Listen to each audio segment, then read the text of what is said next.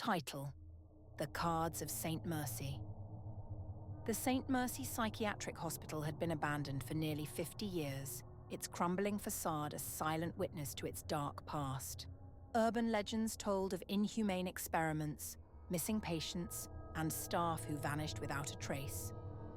For years, no one dared to enter, until tonight. Clara had always been drawn to the macabre. Her fascination with tarot and the occult had earned her a small following online, and when one of her fans dared her to do a live tarot reading in the infamous hospital, she couldn't resist. It was just an old building, she reasoned. Armed with her phone, flashlight, and tarot deck, Clara stepped into the decaying lobby. The air was thick with mildew and a strange metallic tang. Her footsteps echoed eerily as she made her way to the main desk. She set up her camera, lit a single candle, and spread her tarot deck on the dusty surface. "This is for you, my brave watchers," Clara whispered, her voice trembling slightly. "A reading in the most haunted place in the city. Let's see what the cards have to say." She shuffled the deck and drew her first card, the Hierophant. The card depicted a robed figure holding a staff flanked by two acolytes. Clara frowned. The Hierophant symbolized authority, tradition, and institutions. A fitting card for a hospital, she thought, though the coincidence made her uneasy. A faint whisper echoed down the hall. She froze, her eyes darting to the darkness beyond her candle's glow. "It's just the wind," she muttered, and pulled the next card. The Hanged Man. A figure hung upside down by one foot, suspended in a state of sacrifice or stagnation. Clara's stomach churned. The card seemed to hum in her hand, its edges unnaturally warm. The whispers grew louder, turning into faint cries. She grabbed her flashlight and shined it into the hallway, but it revealed nothing. When she turned back to her deck, a third card had been drawn without her touching it: the Tower. Lightning struck the card's crumbling tower, sending its occupants tumbling into chaos. The card's meaning was clear: destruction, upheaval, catastrophe. Clara's hand shook as she reached for her phone, but the live stream had gone black. The cries turned into screams. Somewhere deep in the hospital, a door slammed. Clara spun around, the beam of her flashlight catching glimpses of rusted gurneys and shattered glass. "I'm not alone," she whispered. The air grew colder, her breath visible in the faint light. Her candle sputtered and went out. The deck shuffled itself, the sound of the cards flipping echoing unnaturally loud in the silence. Another card slid forward. Death. Clara stumbled back. "No," she whispered. "It doesn't mean literal death. It's transformation, change." But the building seemed to disagree. A low rumble shook the floor. The flashlight flickered, and when it steadied, the hallway ahead changed. It was no longer abandoned. It was alive. The walls were pristine white, the floors polished, and the faint sound of a distant heart monitor beeped steadily. A nurse appeared at the end of the hall. Her uniform was crisp, her face obscured by a surgical mask. She turned her head slowly toward Clara and raised a single finger to her lips. "Quiet," the nurse hissed, her voice carrying impossibly far. Clara's flashlight died. She fumbled for her phone, its screen casting a faint glow. The tarot deck was gone, replaced by a clipboard with patient files. The first name leapt out at her: Clara Whitmore. Her blood ran cold. She flipped through the pages. The notes were chillingly familiar, details of her life, her fears, her dreams. The final entry read: patient terminated during experimental procedure. Time of death, 3:33 a.m. It was 3:32. The sound of footsteps echoed behind her. Clara turned, but the hallway was empty. When she looked back at the clipboard, it was gone. In its place was the final card: the Devil. The card's fiery chains seemed to glow in the dark, binding two figures to the card's horned central figure. Clara felt her chest tighten as unseen hands gripped her arms and legs. The screams from the hall grew deafening, drowning out her own as she was dragged backward into the darkness. When she woke, she was strapped to a gurney. The nurse loomed over her, her surgical mask stained with blood.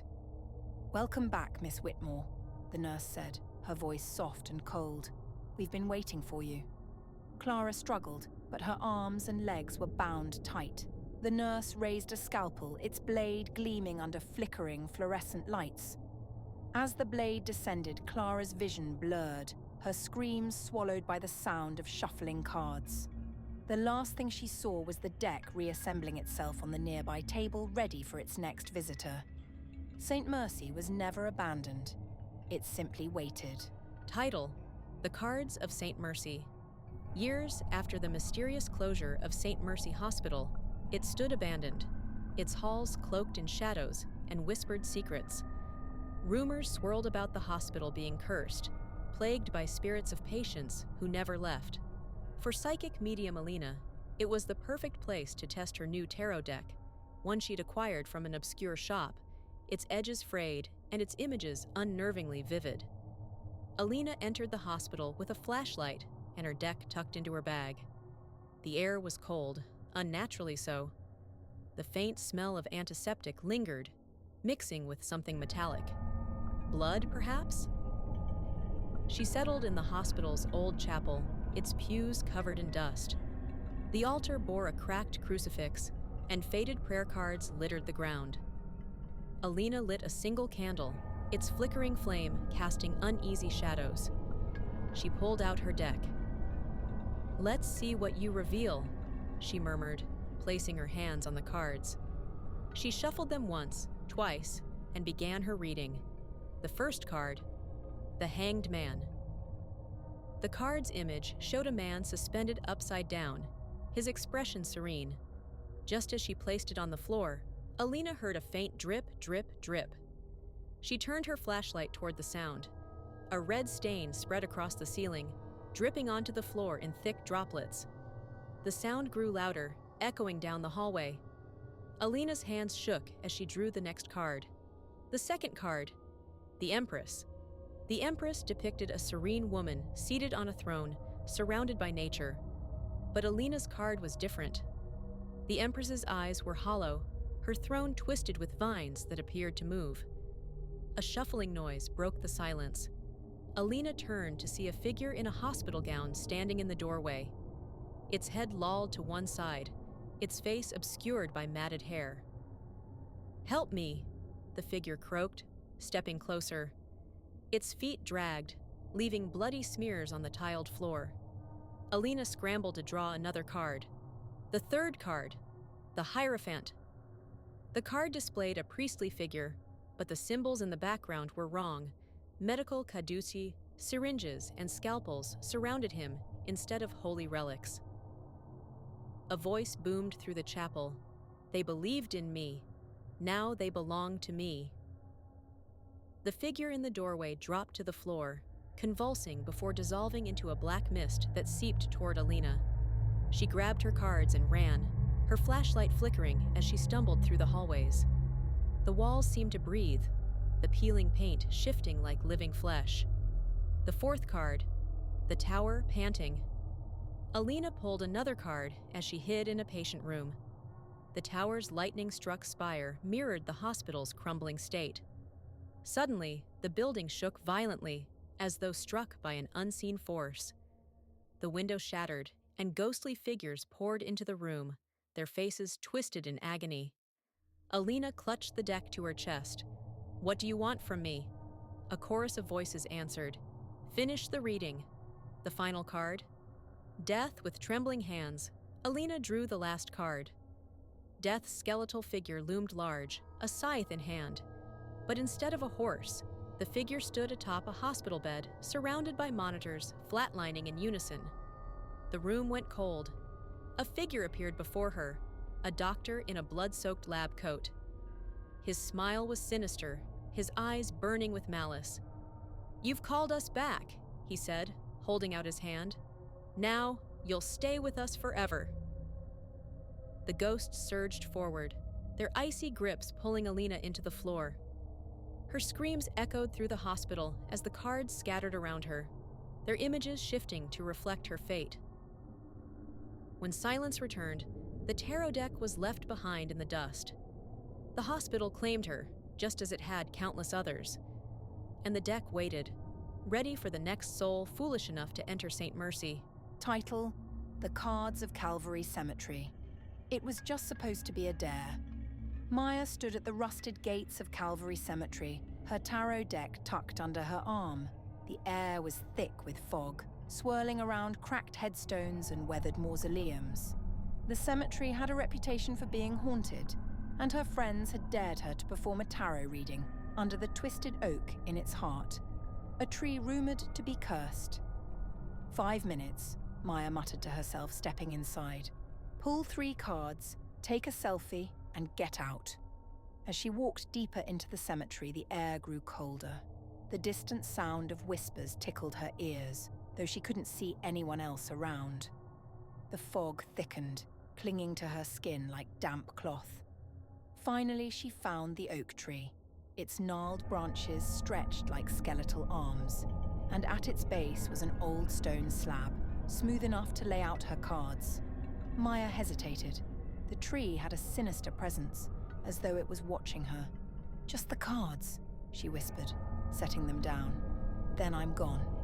She shuffled the deck, her fingers stiff from the cold. Closing her eyes, she pulled the first card, the moon. The image showed a moon casting light on a path that twisted into darkness. Maya's heart sank. The moon often symbolized illusion, secrets, or danger. A low rustle came from the tree above her. She glanced up, but nothing moved. The fog seemed to shift, pressing closer. She pulled the second card, the Hanged Man. The card depicted a man hanging upside down, bound by one foot. It symbolized sacrifice, stillness, and the need to see things from a new perspective. A laugh echoed through the cemetery. It wasn't her own. "Maya," a voice hissed, soft and raspy, coming from the shadows between the graves. Her breath caught. She spun around, the cards trembling in her hands. No one was there. "Just one more," she whispered, her voice cracking. "Finish it." She drew the third card, Judgment. A horn blared in the distance, sharp, metallic and deafening.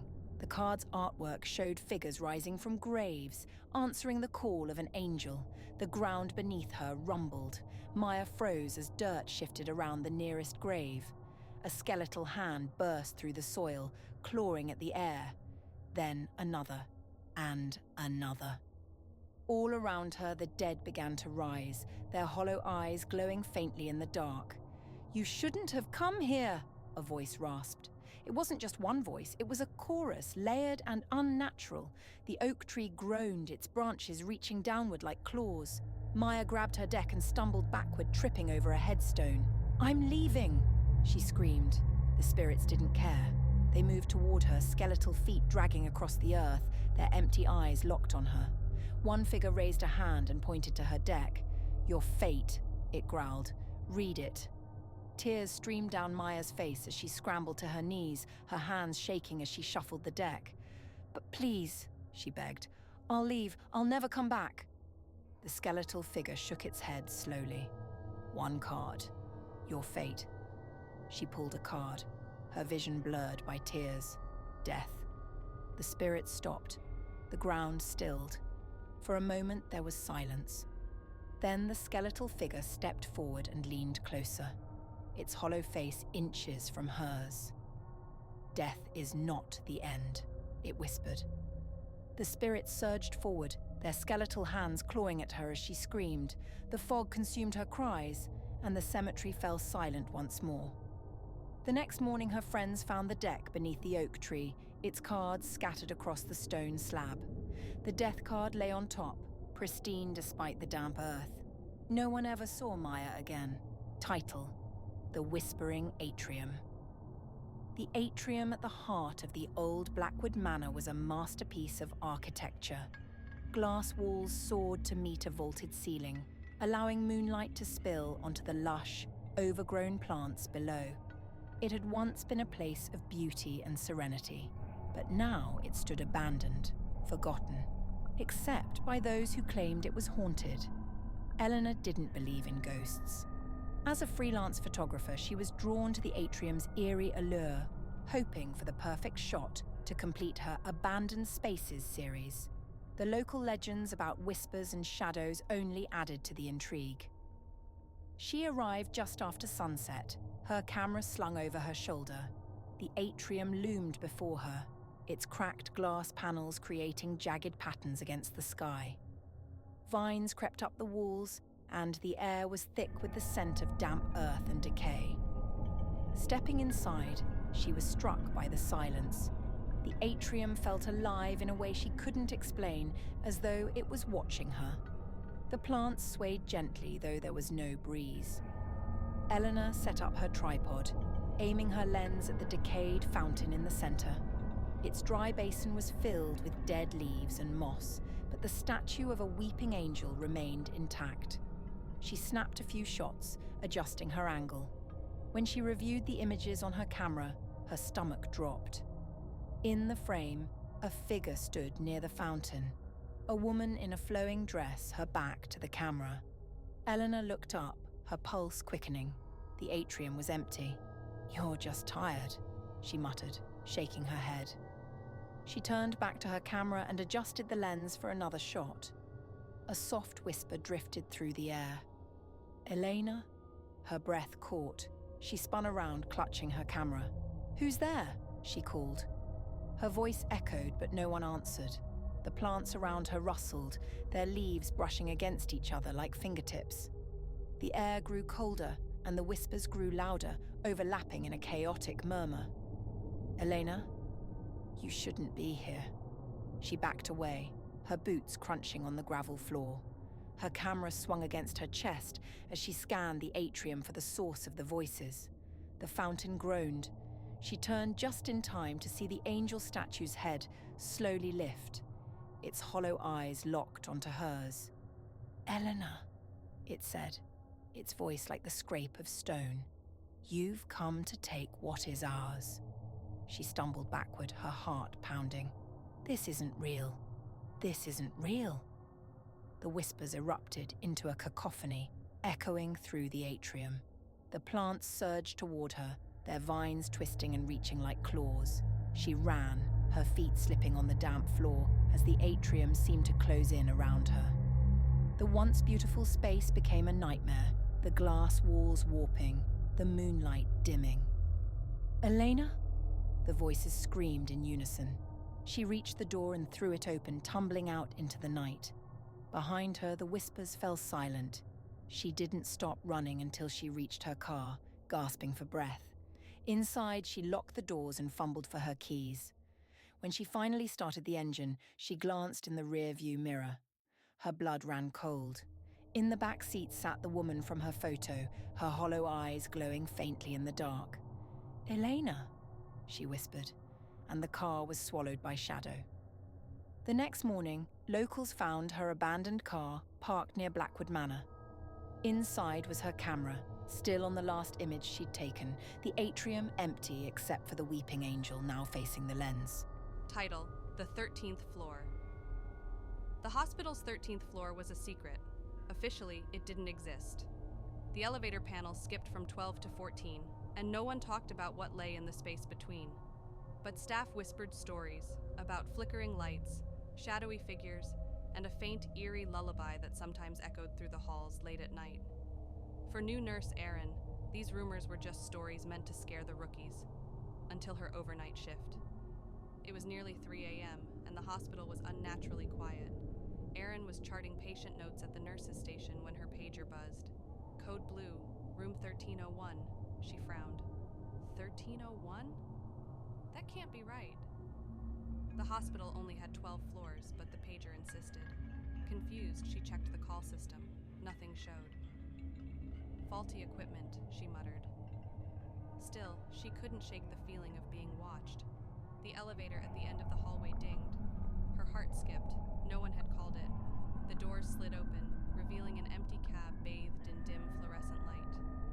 Erin hesitated, the hair on her arms standing on end. Against her better judgment, she approached. Inside, the elevator "This is ridiculous," she whispered, but something pulled her inside. As the doors closed, the elevator jerked to life, descending to a floor that wasn't supposed to exist. When the doors opened, Erin's breath caught. The hallway stretched into darkness, lined with dusty gurneys and flickering lights. The air was thick and cold, carrying the unmistakable scent of decay. Faintly, she heard it, a soft, haunting lullaby echoing from somewhere deep within the floor. "Hello?" she called, her voice trembling. No response.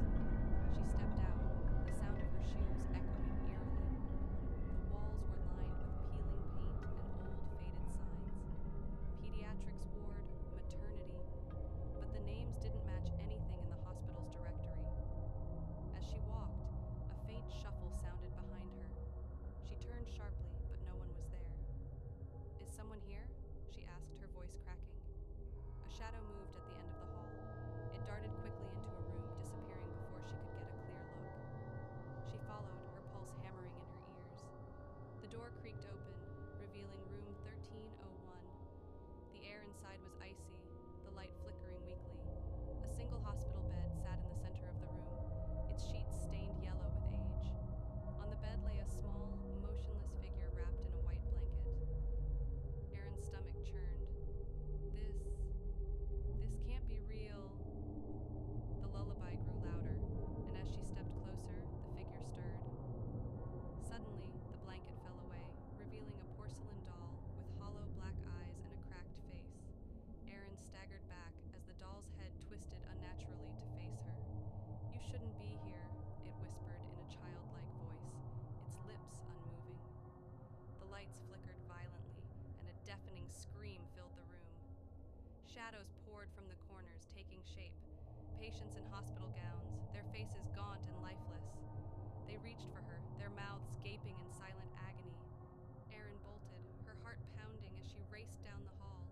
The elevator was gone, replaced by a solid wall. "No, no, no," she cried, pounding on the wall. Behind her, the shadows crept closer, their hollow eyes glowing. The lullaby grew louder, almost mocking. Erin turned to face the advancing figures, her back pressed to the wall. The lights flickered once more, then went out completely. The next morning, the hospital's head nurse found Erin's pager at the 13th floor elevator. It was covered in dust, as though it had been there for decades. No one ever saw her again, but sometimes late at night,